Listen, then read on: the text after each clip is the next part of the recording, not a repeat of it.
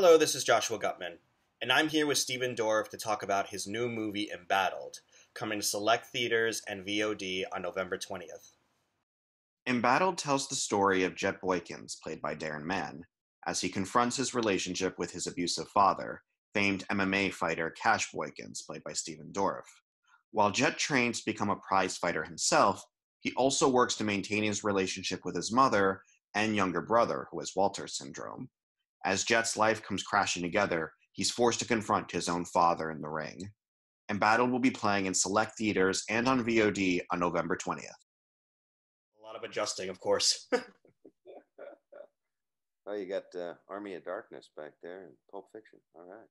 Yeah, thanks. I mean, it is October, trying to do the horror movie every day type deal. Nice. Have you been doing that at all? Watching anything good lately?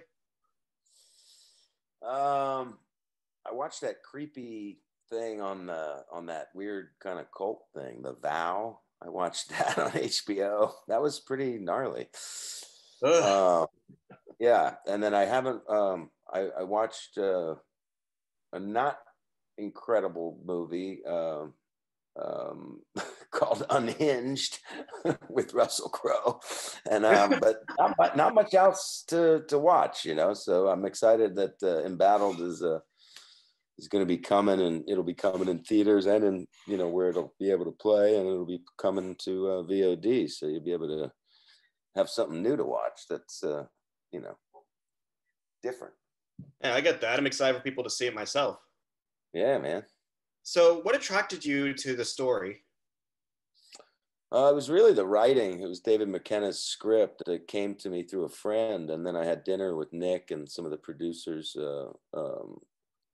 of the film, and I thought it was a very brutal look at a father-son relationship set against the backdrop of one of the biggest sports in the world, you know, MMA, and so I thought, wow, this isn't just a fight movie. This is really a family movie, a really twisted, dysfunctional family, but there seems to be a lot of love there underneath it all. And it just, you know, it's just really, really well written. And so I signed up for it while I was shooting True Detective, and I didn't have a lot of time. By the time I completed True Detective, because it went over, you know, by about 6 weeks, I kind of, I lost some of my training time, and I didn't want to also, so we kind of pushed and battled a little bit, gave me this kind of month window. I went right into eating and training and put some size on, and then got down and got with Chris Connolly and these guys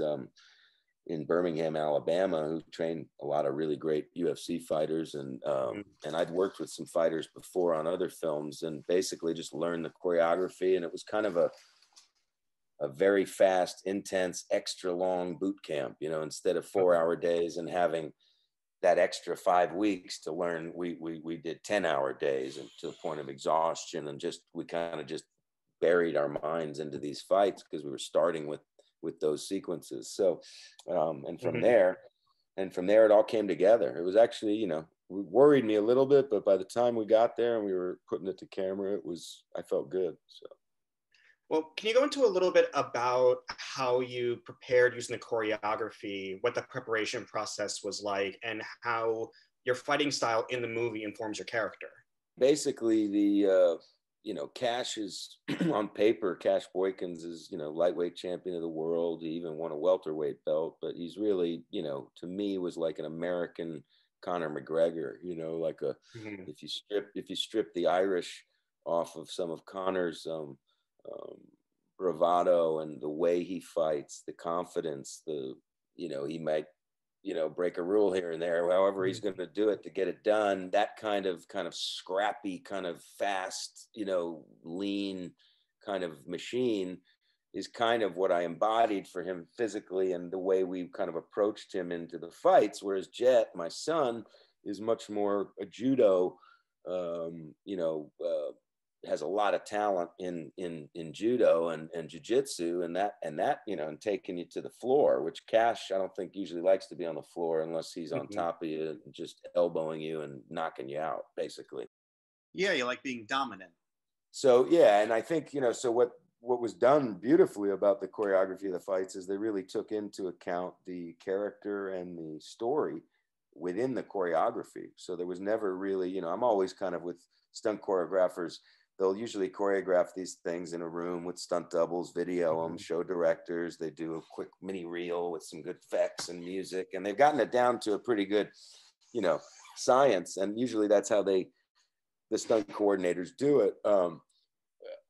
Sometimes I'll always say, you know, look, I think I would do this. I would slap the guy instead of throwing a punch here. I just do something nasty, or depending on what character I'm playing. And they always was like, yeah, we love it. Let's incorporate that move in. On this, I didn't really have to do any of that. It was all really well thought out and done by Fernando Chin and Don Lee and Chris Connolly. They really laid out, and then it was just about learning them in a quick period of time. And Darren, you know, really arguably he's done other work and, you know, in Canada, and I think was on a Netflix show, or I don't know, but what a debut he does in this film. I mean, he's just really awesome, and came in the last hour in a casting change and really picked up the fights, picked up the physicality, because he played hockey, I think, in Canada for a long time, and was a strong young buck. And we went at it, you know, and thank God, because it wouldn't have worked with the wrong jet, you know, the movie wouldn't have worked. Right, and you said Darren was like a last minute change. What was it sort of like working with him and preparing the choreography together? What was he like to work with? Well, the choreography was laid out for us, you know, and then we learned the moves and tried to, you know, and then made it happen. I mean, like with our team. But the Darren was great. I mean, you know, I was in a different headspace making this movie than I've ever really been. I mean, I usually, you know, I'm intense about what I'm doing, whether it's a comedy, whether it's a drama, whether it's a, you know, an action movie, whatever genre I'm working in, I'm usually pretty focused on the work. And I, you know, making it is the most crucial time, because without getting that footage in the can, then there's no footage for that great editor to put together, and all the other great stuff that takes a year to put together on a movie, you know. So what I try to do is, Darren, look, he turned it in. He, you know, there were certain scenes I was worried. I sometimes, thought maybe, I sometimes thought he was a little too soft spoken. I couldn't hear him sometimes, and I was like, always tell the director. I just got nervous, and when I watched the movie, that soft-spoken part of him is a beautiful thing, and it kind of sets apart who my son is from who the father is. And I think ultimately that's what the film is a father and son where there is a lot of love, but it's buried with a lot of bullshit and a lot of drama and a lot of past mistakes that Cash made because of his upbringing and because of who he is and the success he's had. And I think, all in all, it's a very real look at a champion in a fictional setup here.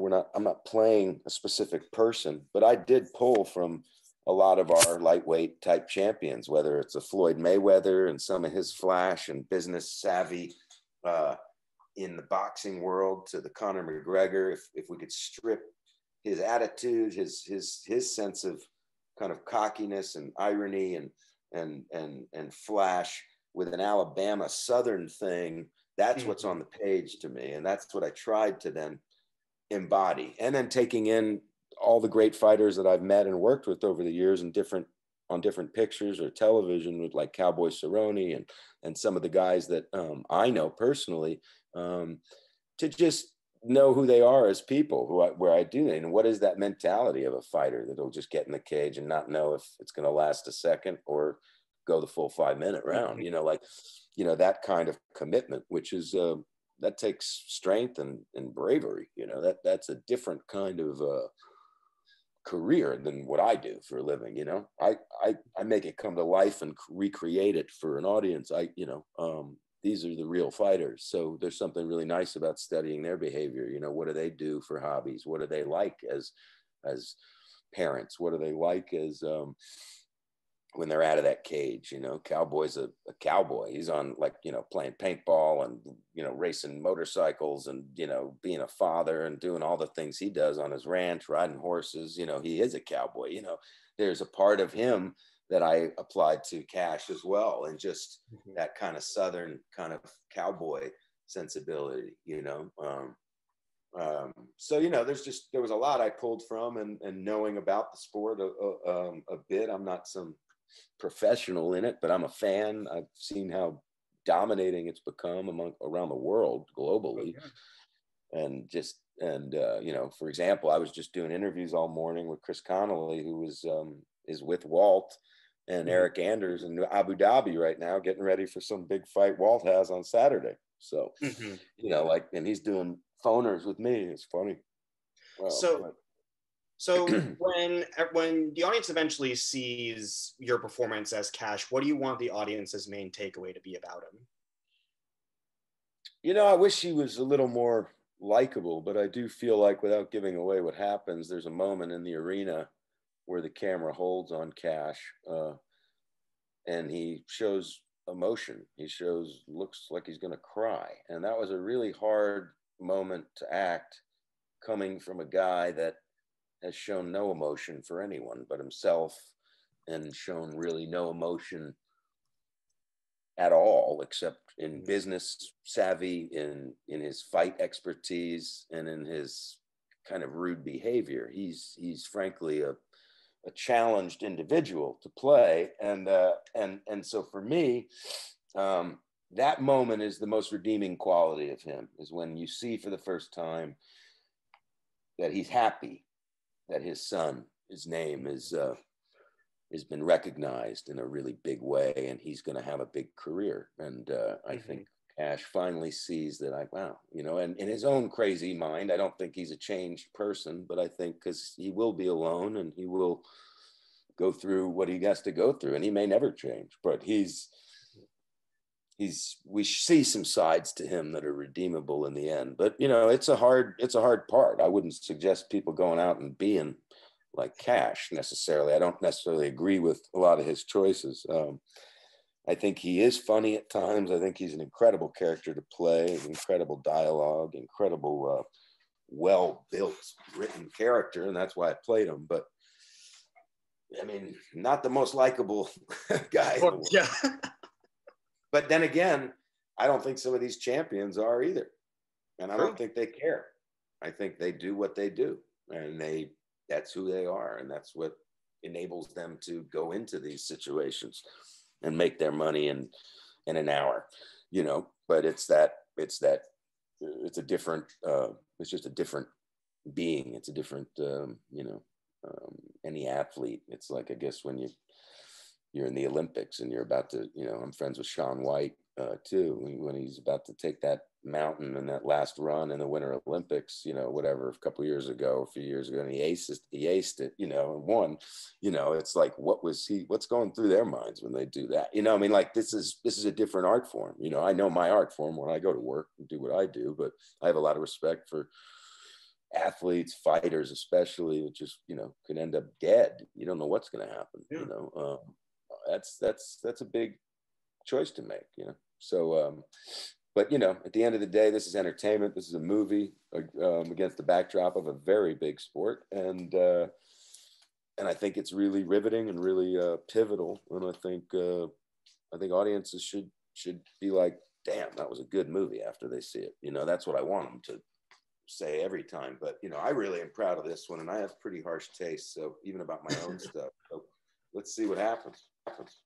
Yeah, let's see what happens, but I'm confident people will enjoy the film.